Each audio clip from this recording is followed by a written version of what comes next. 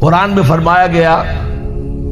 الذین آمنوا اشد حبا للہ، اشد حبا للہ، اشد کا لفظ آپ جانتے ہیں شدید ترین،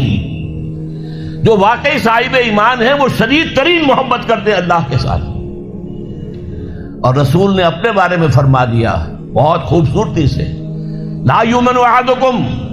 حتی اکون احب الیہ من والدہ وولدہ والناس اجمعین، تم میں سے کوئی شخص مومن نہیں ہو سکتا جب تک کہ میں اسے اس کے باپ سے، اس کے بیٹے سے اور تمام انسانوں سے زیادہ محبوب نہ ہو جاؤں۔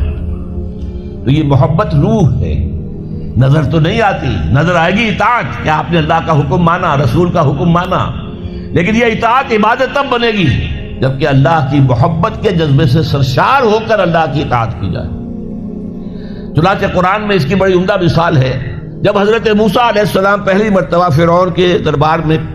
پیش ہوئے